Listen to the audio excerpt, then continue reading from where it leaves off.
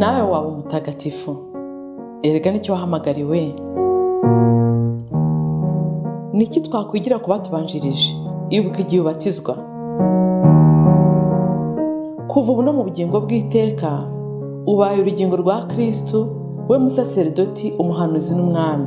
Ngaya amagambo wavugiweho. Muri batisimu wagizwe ikiremwa gishya, wambikwa Kristo. Ese itara ryawe riracyaka? Ese umwambaro wawe urakererana? Humura, garukira Imana. Abatagatifu n'abanyabyaha bababariwe. Akira Kristo. Ikiganiro ibirari by'ubutagatifu mukigizwa na Beata Mukarusanga, umukristo wubase urugo.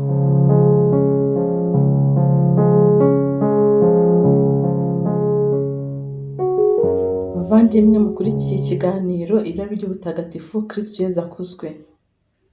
Mbatumiriye iki kiganiro ku buryo bw'umwihariko mu gihe turimo dusoza umwaka wa 2024 twinjira mu mwaka wa 2025.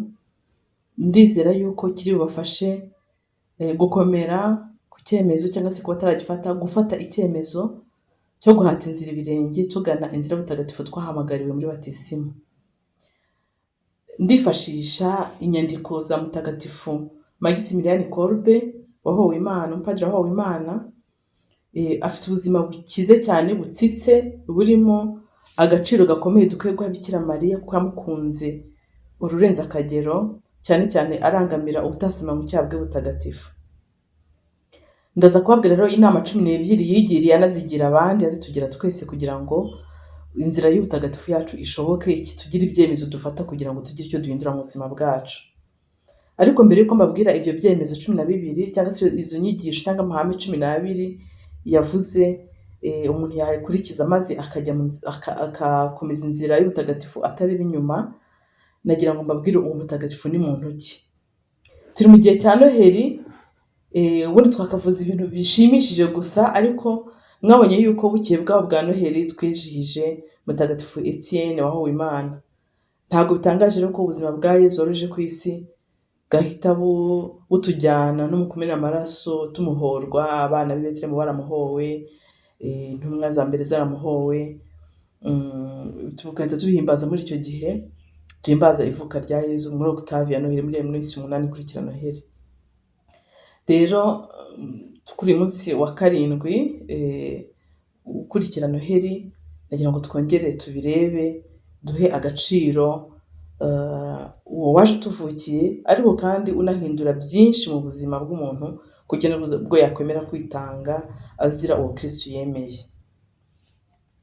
Mutagatifu Maximilian Kolbe ni umufrere w'umufransikani, hagati y'abatana abafrere ko ni umupadiri w'umufransikani. Akaba yarashinze umuryango w'abarayiki witwa abamisiyoneri butasema mu cyaha cyangwa se mission de l'Immaculée. Anashinga za monasteri ahantu hatandukanye. Yavukiye muri Pologne, yari kigabanyijwemo ibice bibiri. We rero hari igice kiyoborwa n'Ubudage n'ikindi kiyoborwa n'Uburusiya. We rero akaba agace ke yavukiyemo kayoborwaga n'Uburusiya. Yari azi neza ingaruka zo gukandamizwa n'uburyo umuntu anyoterwa n'ubwigenge ndetse arabiharanira uko ashoboye kose. Yagaragaje kutavuga rumwe ku buryo bweruye n'ubufaramaso bwari bugezweho mu gihe cye, ndetse n'ibitekerezo bya gikomunisite na gisosiyaliste byakandamizaga uburenganzira bwa muntu. Kubera inyandiko ze zamaganaga ibikorwa by'abanazi, yarafashwe arafungwa, ndetse yaje gupfira hamwe n'abayahudi mu nkambi izwi cyane ya Auschwitz, camp de concentration izwi cyane mu mateka kubera jenoside yakorewe abayahudi. Mu gihe rero yari afungiwemo, yahisemo kwicwa mu mwanya w'umugabo wari watinye gupfa, kubera avugaga ati abana banjye, we mugore wanjye, ati nsize umuryango wanjye. Ntiyari yiteguye. Hanyuma Maximilian Kolbe uyu nguyu asaba abari bagiye kumwica yuko yapfa mu kigwi cye, barabimwemerera. Turaza kubivugaho ku buryo burambuye. Uyu Maximilian Kolbe ni umutagatifu wavuze tariki 8 z'ukwa mbere 1894, yitaba Imana ku itariki 14 z'ukwa munani 1941. Ababyeyi be bari abadozi, bari abantu bakora indodo zivamo imyenda, bakabarizwa mu muryango wa Fransisikani ishami ry'abarayiki. Umunsi umwe rero ubukobanyi burembeje nyina aramubaza ati ariko se mwana wanjye ubu uzaba iki mu buzima, ubuntu uzavamo muntu ki? Icyo kibazo rero ngo kiramukorogoshora gituma yitekerezaho, nuko aragenda apfukama imbere y'ishusho izwi cyane hariya muri Polonye nka Bikira Mariya wa Częstochowa, ntabwo nzi ko ariko babisoma Częstochowa. Ni Bikira Mariya uteruye Yezu ugaragara nk'aho yenda gusa nk'umwirabura.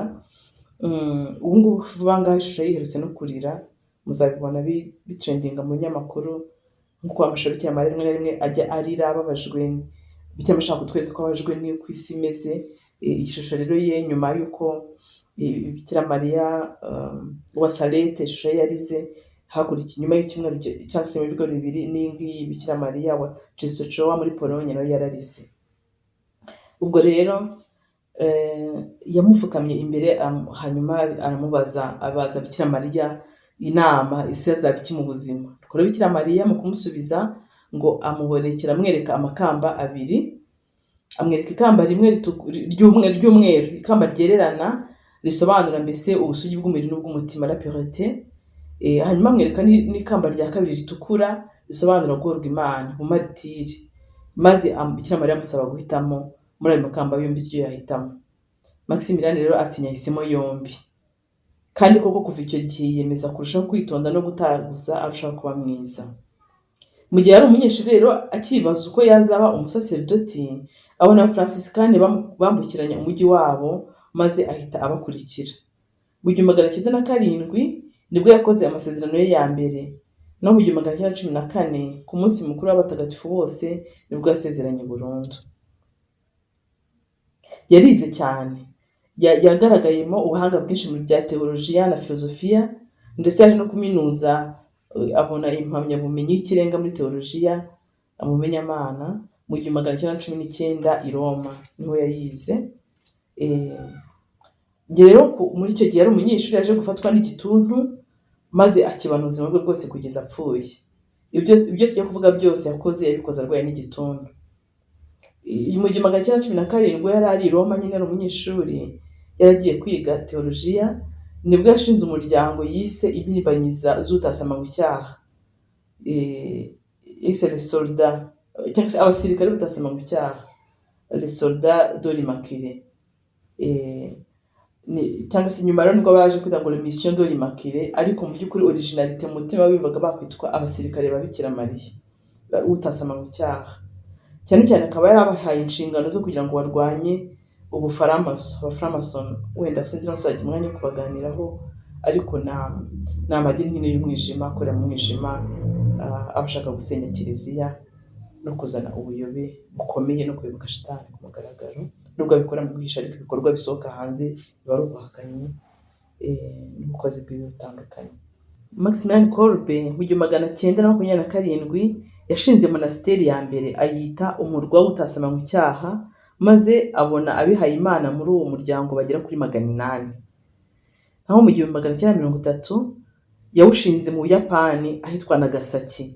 Ndumva uwo mujyi muwuzi kubera ko uzwiho kuba wararashwe bombe y'ubumara bwa nucléaire. Icyo gihe rero yaraswaga, murabizi ko umujyi wose warashize, ariko igitangaza cyabayeho nuko icyo gihe bayirasa aho ngaho banasa Nagasaki bombe nucléaire, uyu monasteri yasigaye ihagaze, nta cyasenyutse, n'abantu bose bararokotse. Mu gihe umujyi wose wahise umuhinduka umukara mu kanya gatoya, ibintu byose bikaba nk'amakara, n'abantu bose bagatikira. Mu 1935 nibwo yagarutse ashyiraho akanyamakuru yakise ngo ni Petit Journal, kagize uruhare cyane mu kwamagana ubwicanyi bwakorwaga n'abanazi, bwaje no kuvamo itsembabwoko ry'abayahudi. Umuyobozi w'icyo kinyamakuru Jean Mosdorf nawe yaje kwicwa kubera gushyigikira no kurushaka kurengera abayahudi. Dore uko yamwanditseho: Padre Kolbe yasengaga kenshi imbere y'isakramento ritagatifu, asabira abantu bose harimo n'abasomyi n'abaterankunga b'ikinyamakuru cyacu umutuzo we mu isengesho waradutangazaga twese. Uko niko yamwanditseho. Mu 1939 umuryango we wabashije guhungisha abantu benshi batotezwaga n'ubutegetsi bwa gikomunisiti b'Abasipanyoli nako b'Abanyapolonye bagenzi be, ndetse ahungishamo n'Abayahudi. Yarafashwe rero kubera iyo mpamvu arafungwa, ariko aza gufungurwa ku munsi w'utasama mu cyaha bwa Bikira Mariya tariki 8 z'ukwa 12 1939. Yakomeje no guhungisha Abayahudi arabahisha muri monasteri ye kugeza ubwo baje kwisaka bakisangamo Abayahudi 2300. Hari tariki 17 z'ukwa 2 1941. Ubwo rero nawe yahise afatwa ajya gufungwa. Ku itariki 28 z'ukwa 5 1941 niyo yoherejwe muri ya nkambi ya filimo ya Auschwitz. Ikintu kimwe babakoreraga mu buryo babambura identite, babambura ubumuntu, babahaga nimero ku buryo amazina yabo asa nk'ayibagirana. We rero yafite nimero 15670, nimero 16670. Nubwo yari asigaranye ijyaha kimwe n'agace gato cyane cya kabiri, agace kimwe cya kane cy'ijyaha cya kabiri, yakoreyemo imirimo yose y'uburetwa, niko navuga, nta kwinuba, akanafasha abandi bafunze kudaheranwa n'agahinda.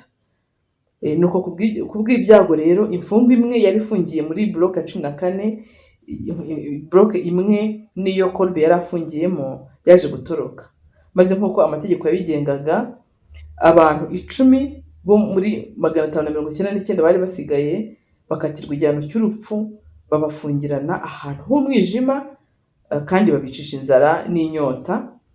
Nyine babafunga kugira ngo bazicwe n'inzara n'inyota. Mbese bazaga kureba ibintu by'ibyumweru 3 bagashyiramo abandi bashaka kwica. Ubwo rero Maximilian we amaze kujyana nabo ngabo 10 yarabajyanye, ariko kugira ngo agende nyine nkuko nabivuze mbere, muribuka ko nyine ntabwo we yari yakatiwe ngo muri abo ngabo 10 ngo agende, ahubwo nuko umwe mu bagabo wari ujyanyweyo yaraburuze cyane ati bana banjye we, umugore wanjye. Nuko abona yuko bimubaje cyane gusiga umuryango we, hanyuma asaba yuko yapfira, yapfa mu mwanya we, nuko barabimwemerera.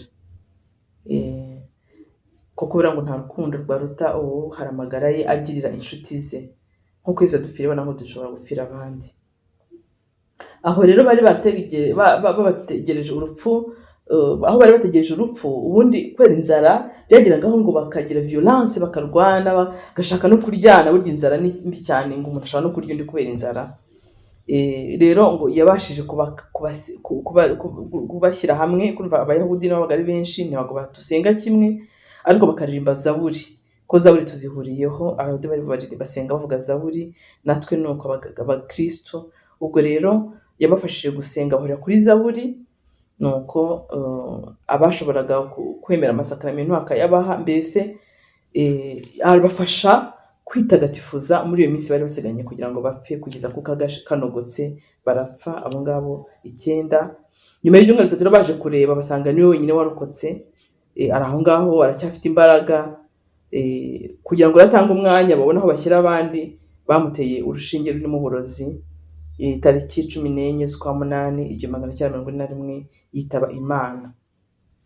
Ngiryo ikamba rero ry'ubusugi n'ikamba ry'ubumaritiri yombi Bikira Mariya yaramweretse, akahitamo yombi, niko kuko byamugendekeye.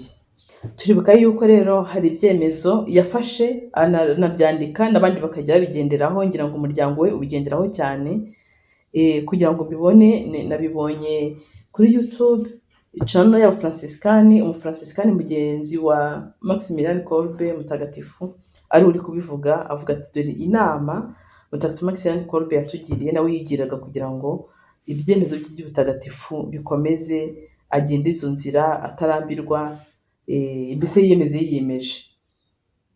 Yaribwiye rero ati ubutagatifu tubukesha ubumwe twunze n'utasama mu cyaha. We Mutagatifu Maximilian Kolbe yemera yuko urukundo no kunga umwe na Bikira Mariya aribyo bitugeza ku butagatifu. Bikira Mariya utasama mu cyaha, Bikira Mariya yuzuye ubusugi, yuzuye ubutagatifu, yuzuye ubutoneshwe, agasanga rero kugira ubumwe nawe natwe byatugeza ku gusa nawe.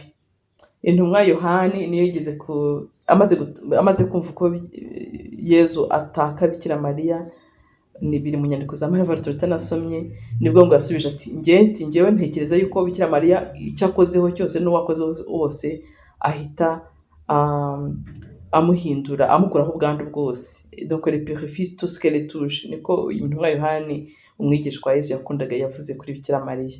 Ngira ngo rero niko na Mutagatifu Maximilian Kolbe abivuga. Yaravuze ati ubumwe dufitanye na Bikira Mariya buturinda icyaha, butugeza ku butagatifu. Niyo mpamvu rero hahise akomerezaho avuga ati ngomba kuba umutagatifu kandi amahirwe mfite ni ubu buzima. Nyuma yabwo nta dogere n'imwe nzabasha kongeraho, nta bushobozi nzaba mfite bwo kugira icyo nongera ku buryo nitagatifuje nkifite ubuzima bwo muri iyi si. Ngomba rero kuzapfa ndi umutagatifu ku rwego ruhanitse rushoboka Imana yangeneye. Icyo ni ihame rya mbere yihaye. Irya kabiri, ngomba guharanira ikuzo ry'Imana ku buryo bwose bushoboka. Ngakora icyatuma negereza abantu benshi bashoboka Imana. Ngomba kwizera ko Bikira Mariya nawe ashishikajwe kundusha no kubona ko naba umutagatifu, kandi arashaka kunyuraho kugira ngo nkize abandi benshi. Arakomeza rero avuga ati icya gatatu, ati niyemeje kutazagira na rimwe nkora icyaha kijyana mu rupfu, ndetse n'icyaha gito nzakora uko nshoboye kose nkirinde. Nagikora ariko kintunguye, sinzagira na rimwe ubwo mfata icyemezo cyo gukora icyaha.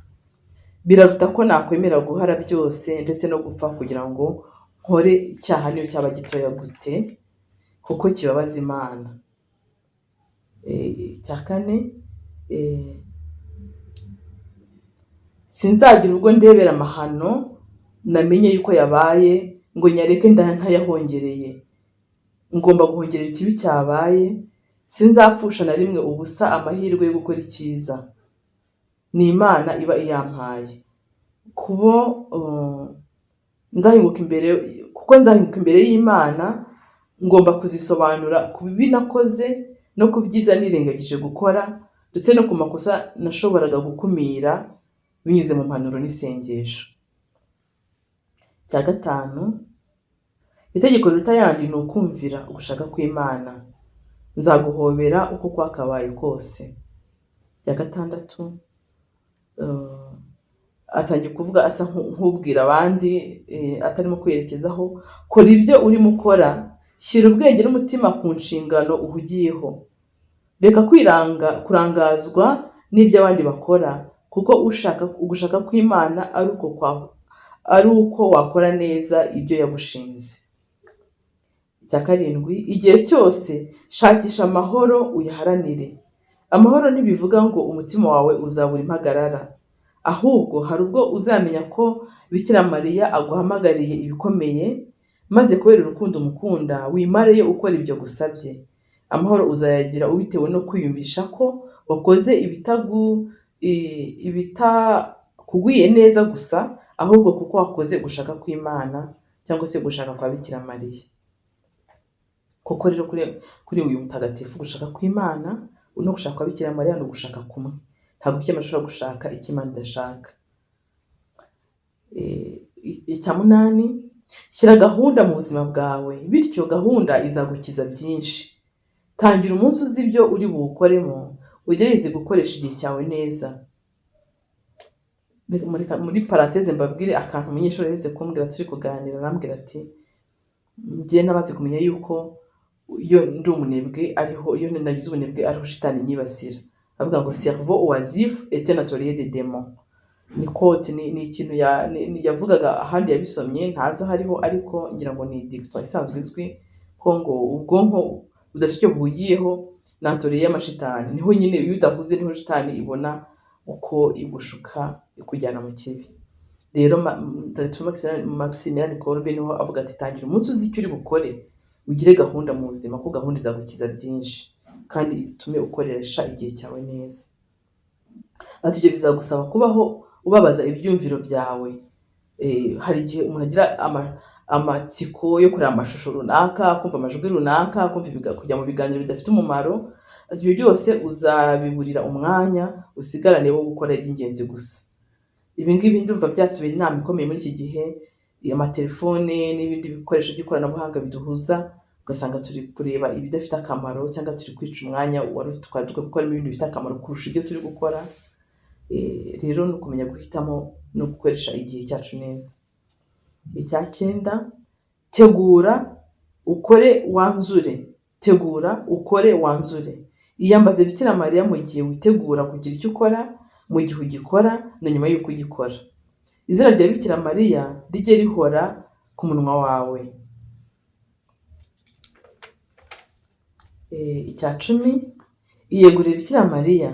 Niba kandi ubikoze uzahora uri muri we iteka, ndetse n'amasengesho yawe aba ye. Rekura byose abikugenzurire, abishyiremo gahunda. Ibyo uzageraho byose witagatifuza ntuzabyiyitirire, byose ni ibye. N'urupfu rwawe urumuhe, ntuzagire icyo wisubiza mu byawe wamuhaye.